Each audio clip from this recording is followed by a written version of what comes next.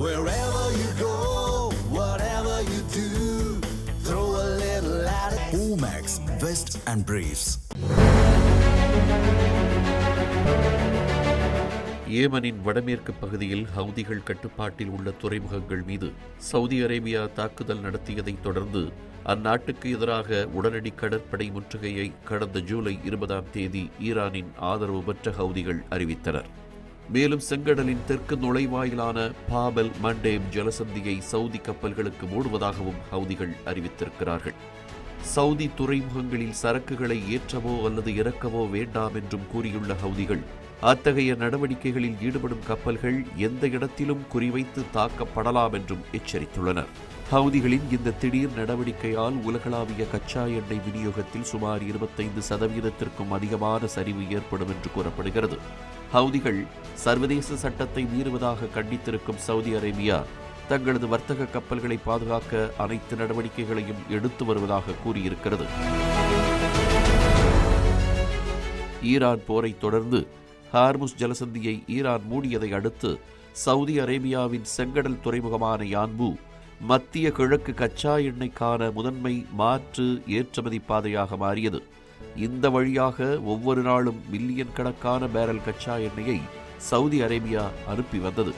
இந்நிலையில் சீனா மற்றும் இந்தியாவுக்கு சென்ற சவுதி அரேபியாவின் கச்சா எண்ணெயை ஏற்றிச் சென்ற ஷின்லாங் யாங், ரோடோஸ் மற்றும் அமேசான் ஆகிய 3 எண்ணெய் கப்பல்கள் செங்கடலில் தங்கள் பாதையை மாற்றிக் கொண்டுள்ளன. அவை செங்கடலின் நுழைவாயிலுக்கு அருகிலுள்ள ஏமன் கடற்கரையோரமாக தொடர்ந்து செல்வதற்கு பதிலாக சூயஸ் கால்வாயை நோக்கி திரும்பிச் சென்றுள்ளன. இது உலகளாவிய கப்பல் போக்குவரத்து வழித்தடத்தில் ஏற்பட்டுள்ள 2வது பெரிய இடையூறாக அமைந்திருக்கிறது.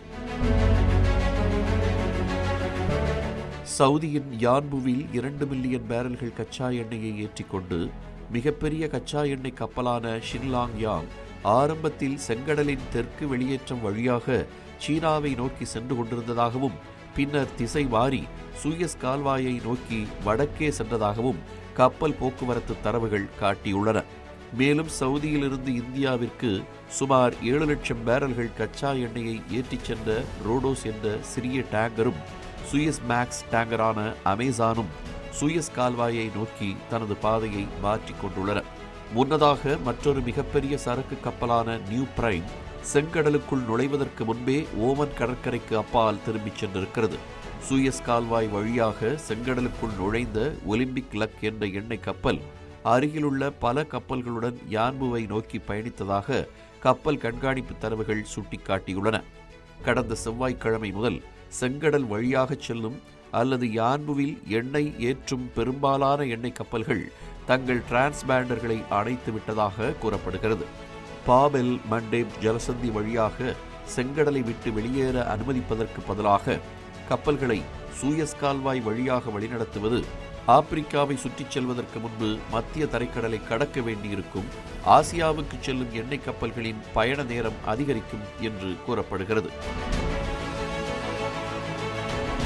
சவுதி துறைமுகங்களுடன் தொடர்புடைய அபாயங்களை காப்பீட்டு நிறுவனங்கள் மறு மதிப்பீடு செய்வதால் கடந்த 24 மணி நேரத்தில் போர் அபாய காப்பீட்டு பிரீமியங்கள் ஏற்கனவே அதிகரித்துள்ளதாக காப்பீட்டுத்துறை தகவல்கள் தெரிவிக்கின்றன. கடந்த சில மாதங்களாக ஒவ்வொரு நாளும் சராசரியாக 10 கச்சா எண்ணெய் டேங்கர்கள் பாபெல் மண்டேப் வழியாக சென்று வந்த நிலையில் ஹவுதிகளின் எச்சரிக்கையால் யான்புவின் எண்ணெய் சரக்குகள் அதிக அளவில் ஐரோப்பாவை நோக்கி திருப்பி விடப்படும் என்று எதிர்பார்க்கப்படுகிறது. முழுமையாக சரக்கு ஏற்றப்பட்ட VLCC ரக கப்பல்களால் முழு ஆழம் வரை சுயஸ் கால்வாய் வழியாக செல்ல முடியாது என்பதால் அவை தங்கள் சரக்கின் ஒரு பகுதியை இறக்கி வைக்க வேண்டியுள்ளதாகவும் பின்னர் அந்த சரக்கு சுமட் குழாய் வழித்தடம் வழியாக எகிப்து முழுவதும் கொண்டு செல்லப்பட்டு மத்திய தரைக்கடலில் மீண்டும் கப்பலில் ஏற்றப்படும் என்றும் கூறப்படுகிறது. சவுதி அரேபிய துறைமுகங்களுக்கு வரும் கப்பல்கள் அதிக அபாயத்தில் உள்ளன என்று பிரிட்டிஷ் கடல்சார் பாதுகாப்பு நிறுவனமான ஆம்ப்ரே எச்சரித்துள்ள நிலையில் உலகளாவிய எண்ணெய் பற்றாக்குறை ஏற்படும் வாய்ப்புள்ளதாக கணிக்கப்பட்டுள்ளது. தமிழ் ஜனம் சேனலை சப்ஸ்கிரைப் பண்ணாம பார்த்துட்டு இருந்தீங்கன்னா மறக்காம சப்ஸ்கிரைப் பண்ணிடுங்க.